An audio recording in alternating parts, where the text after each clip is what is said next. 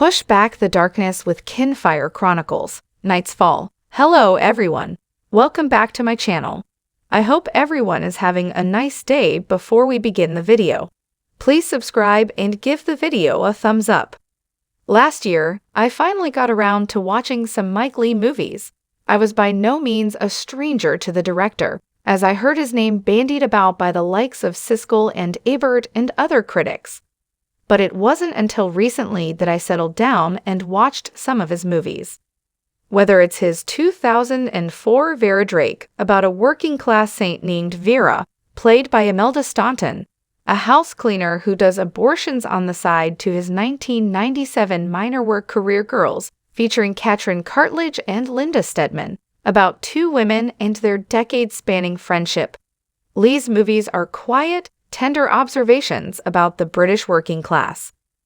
I hesitate to call Career Girls a minor work because, like so much of Leigh's work, I find myself revisiting moments in my head and letting the emotion wash over me anew. BTS of one of my funny horror movie shooting for JONKY-TV. Arguably his most famous work is the 1996 masterpiece Secrets and Lies.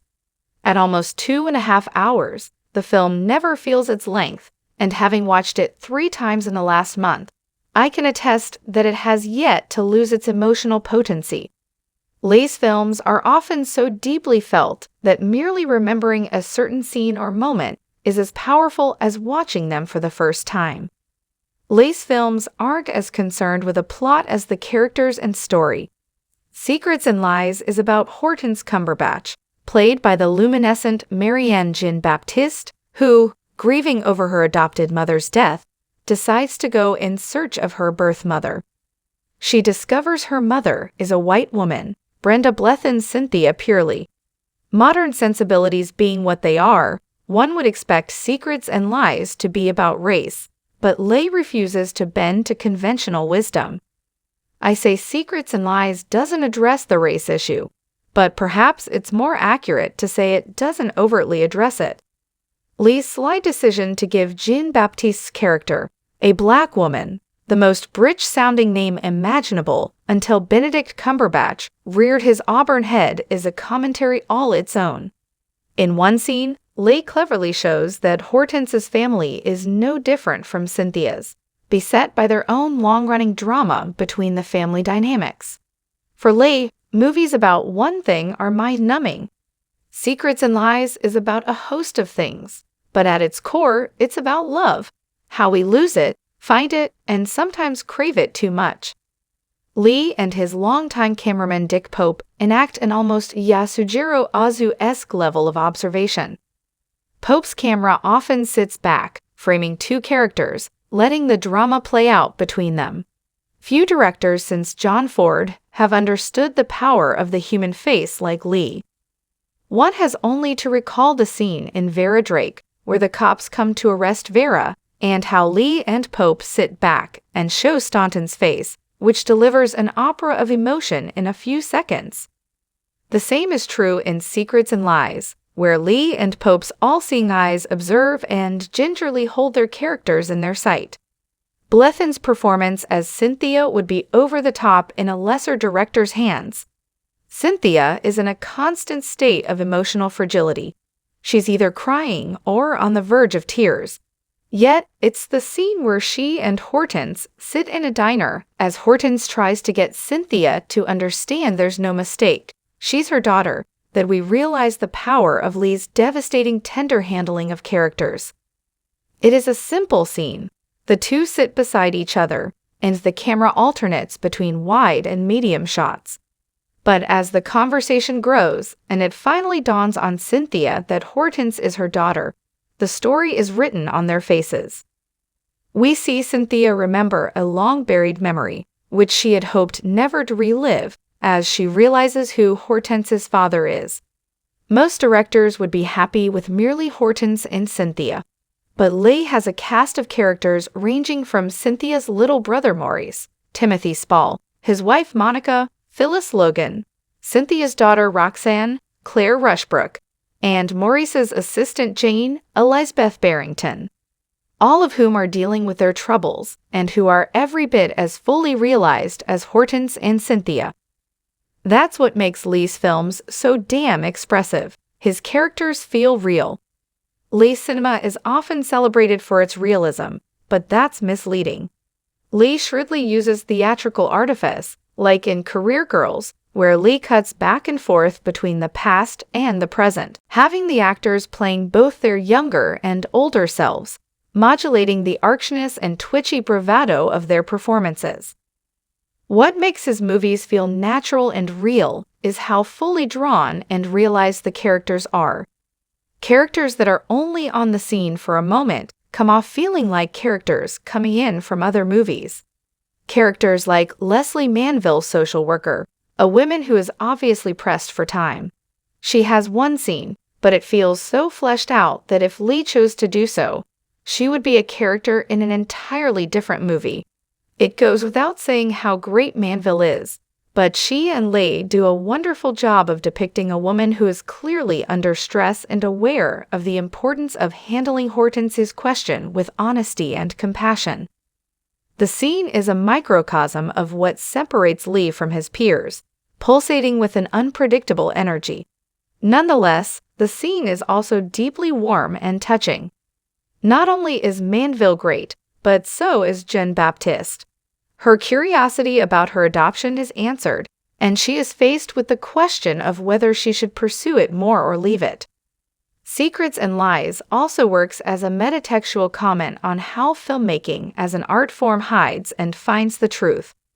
Maurice is a photographer, and we see his clients ranging from families to less than happy couples, all posing from Maurice's lens, hoping the fantasy they put forth will hide the reality they feel.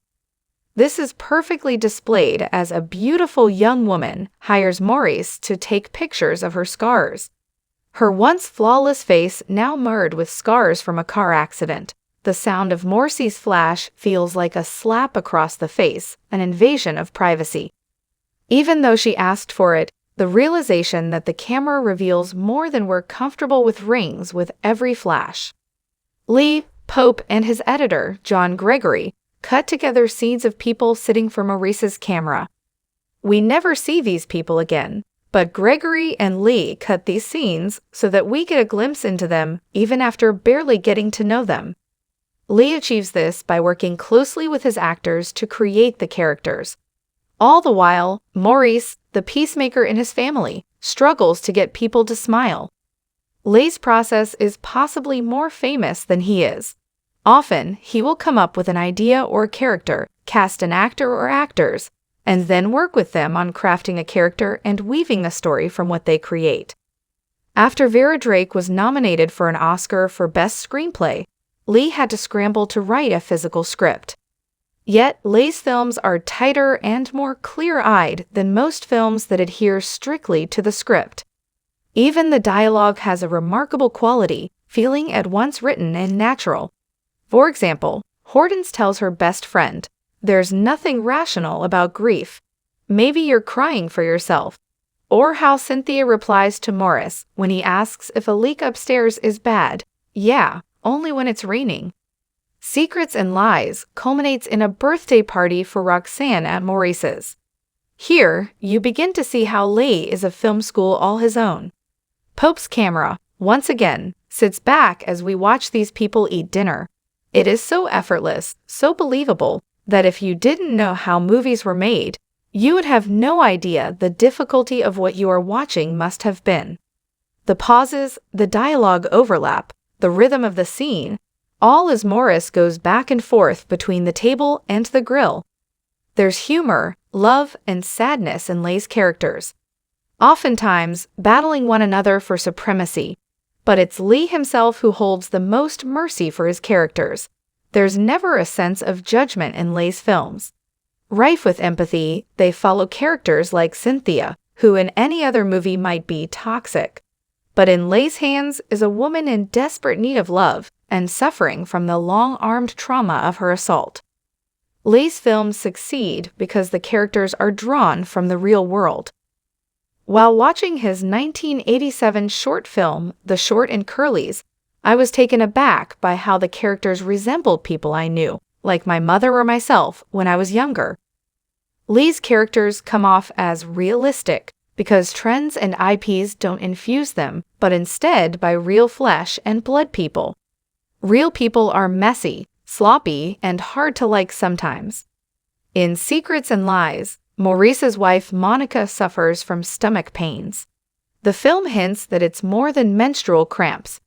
This subplot has no payoff. It is merely a part of their existence. And as someone who is married to someone with chronic pain, it gave Secrets and Lies a feeling of cutting to the bone. Even the class issues come from a place of complex understanding. Morris and Monica are middle class, while Cynthia and her daughter live in council housing. Morris and Monica have 3 bathrooms, while Cynthia and Roxanne have an outhouse. Growing up, I traveled between the worlds of the working class and the working middle class. Lee understands the anxieties, jealousies, and a labyrinth of complicated emotions that arise when visiting family that are slightly better off than you. The edge in Cynthia's voice after Monica shows off her brand new car, "What was wrong with your old one?" is a tone I've heard my family members mutter occasionally when visiting relatives. While Morris talks to his wife about his parents and how he wished his dad was more expressive, his wife opines, "Can't miss what you never had." Maurice replies, "Can't you?" Secrets and Lies is the kind of film that stays inside your heart rent-free. Though Lee's movies often take place in either the past or a present that has become the past, they somehow understand modern life's inherent loneliness, and, in so doing, provide comfort for our weary selves. Images courtesy of Film 4 distributors. Have strong thoughts about this piece you need to share? Or maybe there's something else on your mind you're wanting to talk about with fellow Fandomentals. Head on over to our community server to join in the conversation.